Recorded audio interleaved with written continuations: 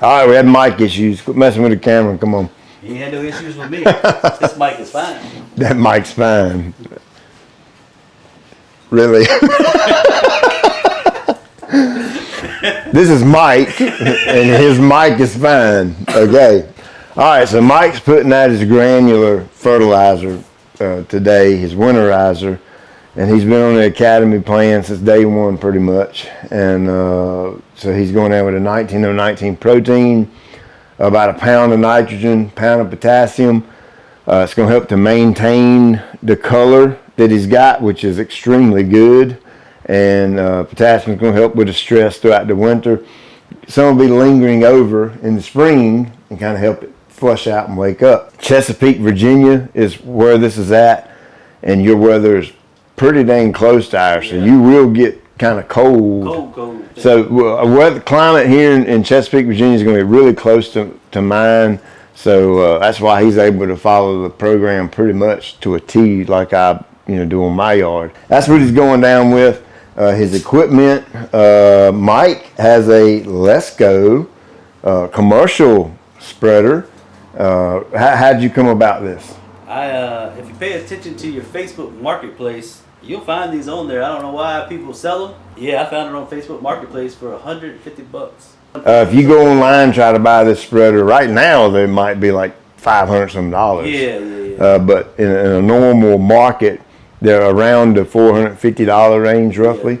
And that's stainless steel frame, commercial impeller. It's a commercial spreader. It's the exact same thing that we use at work.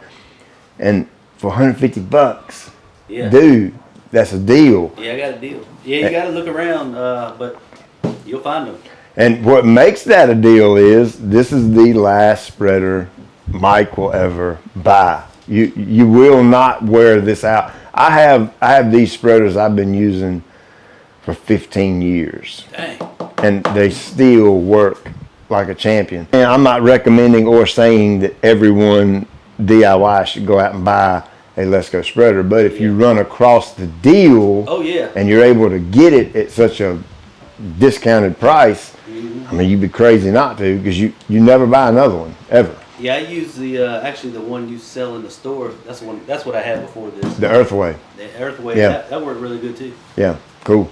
They're super easy to push. With a long handle. Your weight, your balance, and all of them. They're just super easy to push. So spreader setting. What is your method, or what is your way of figuring out what your spreader setting should be? Winging it. Winging it, like the rest of us. Winging it. That is. I really don't know. That's one of the most often. Honestly, I'm still trying to figure it out. Yeah, that's one of the most often asked questions I get. What spreader setting? But it's also one of the hardest things to tell a person what the spreader setting is, because so many spreaders are different. The setting as it relates to the hole opening size is different across the board. None of them are exactly alike. Yeah. Somebody's walking speed, like my walking speed, is probably going to be different than your walking speed. So it's near impossible to tell somebody. And they want you to calibrate these things. I mean, it's incredibly difficult to do. The way I do it, and I'm sure Mike probably does it something similar to this, is we're going to apply 4 pounds per 1,000 of the protein. You got 8,000 square feet. 8 times 4 is 32. Yeah. Is that right? Yeah. 32 or 36? 32. 32. 32. So it's a 40-pound bag, so he only needs about 32 pounds of it. So we're going to put the majority of the bag in there, leave a little bit, about 8 pounds. We're not going to weigh it out or nothing like that, because it's not rocket science. We're just trying to get real close. He would start off on a lower setting. In this case, this one goes from a 4 all the way up to a 30. So, somewhere around a 10 or 12 roughly, somewhere in there. And he would go over and coat the entire yard. Yeah. Look and see what he's got left. And say if I have half of that material left, I know that I can go over the whole yard one more time and it should be pretty much empty. If you do it that way and then you have a whole lot left over, you might want to open the spreader setting up a little bit. Maybe go from a 10 up to a 13 or 14. Yeah. And then go over the entire yard again. For me personally, it's not as much about putting the product in here. It's not like spraying. Right. Okay, it's not that precise. Yeah. It's not about putting the product in here, and when I get to the very last part of the yard, I want to be empty. Right. I don't care about that. Right. I just want that bag of fertilizer To cover distributed evenly over the. I don't care if I go over it 5 or 10 times. You know what I mean? You at least want to make sure you can go over it at least one time and don't be empty. Yeah. But at the end of the day, for efficiency reasons, every time you apply fertilizer and you see that, hey, I can open it up a little bit more, and at some point in time, after you've done it so many times, you will get to where, okay, it's set at number 18, and when I get to the very end of the yard, it's empty. So that's what I was going to say. If you're on a program or whatever program you're on, pay attention to the SGNs of the products. Most SGNs of any product, I mean, the SGN is the prill size. So, I mean, if you pay attention to that, you know, season after season, the number ain't going to change. You just kind of write it down somewhere. Or, you know, if you can't remember it, you need to write it down because that'll prevent you from having to go through this process every year. Of course, the smaller prill size, typically the lower spreader setting. Absolutely. The bigger the prill size, typically the higher. So Mike had a little accident and you know didn't think about it and left his spreader setting the way he previously used it with a bigger prill size. Put this in there. And then put way over applied. I was mowing. And of course, it didn't hurt the yard, but the grass grew quite a bit. He was hitting me up and saying, "Man, this stuff's killing, man. The grass is growing like crazy." I'm like, "Well, how much you put down?" And we done the math, and I was like, "Ooh, you put down a little too much, bro." And so Mike learned the hard way on that one. Yeah, I've adjusted. But he's adjusted and got it dialed in. So we're gonna go out here. We're going to start it off on set number 16 is about where you kind of got it dialed into. Yeah, because I got this set on 16 and I just applied the 2005, which is the same prill size. Yep, same prill size. That worked out perfect. So and it's the same 4 pounds per 1,000 with either one of them. So nothing on the spreader should change. Yeah. So, now what do you guys call? That's some people call it a parkway. So that was, I had the name of it in my head. I'm talking about the little piece of grass between the sidewalk and the road. Yeah, there's a name for it. I know some people call it a parkway. Yeah, I can't think of it now.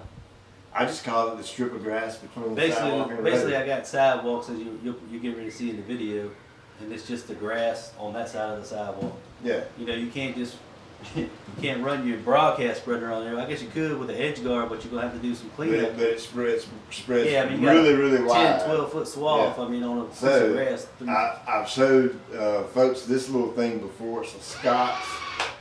It's a Scott's Whiz. It's just a little handheld battery powered thing. What are they? $25 maybe, something like that. I think they're actually cheaper. And so we'll use that along the edge. And the way I do this, the way I calibrate it is, of course, I'll start with a low setting, and I don't like this edge guard. This little edge guard that flips up, it gets in the way and slows the impeller down. So I never use that. I always keep that back. And I've spread enough fertilizer that I can watch the flow come out of this spreader. Yeah, it matches. And I'm trying to match the flow here. Yeah. Again, I'm not trying to get it it ain't rocket dead science. perfect. Yeah.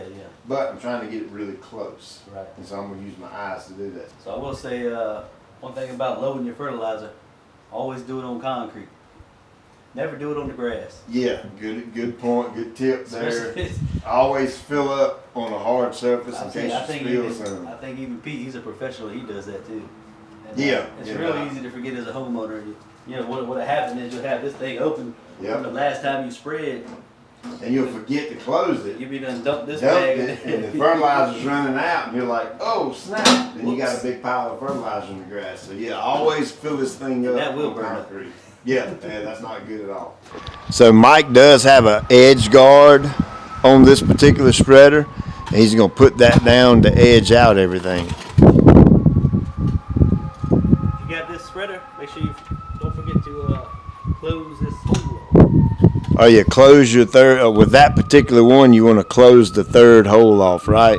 When you're using the edge guard. Yep.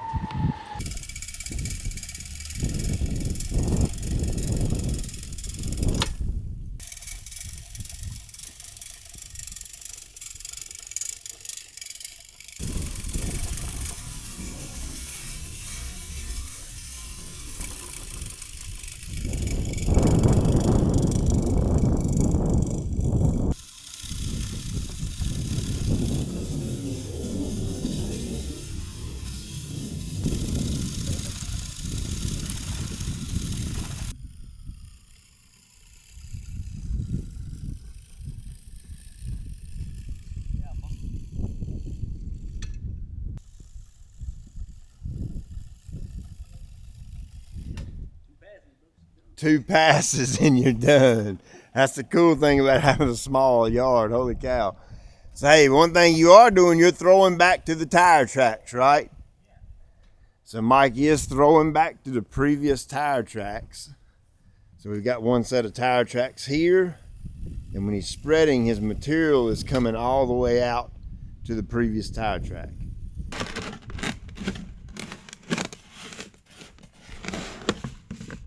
Scoops him a little bit up in his shaker there.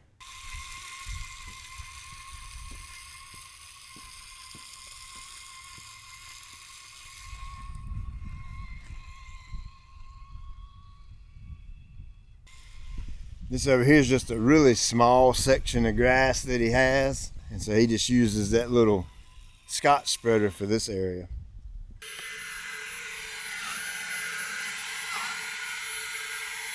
Hey, get them edges green.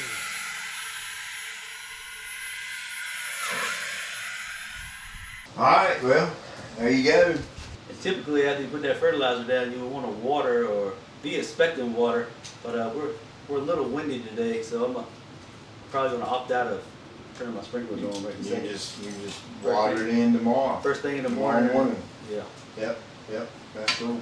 So, Thank you for coming. as always, I appreciate it. Have you anytime. Yeah, I've had a really good time. My wife and kids had a good time. So You ain't been here long, but it feels like you've been here a week. that's right. So we're That's gonna good. pack up and head on back home, I reckon. Burn the road up. So we'll have to come up here and do it again pretty soon. Yes, sir. So Anytime. as always, I appreciate you taking time out of your day. I'll check you later. Bye. I messed that up. Say, as always, I appreciate you taking time out of your day to watch. I'll check you later. We'll check you later. Yeah, check you later.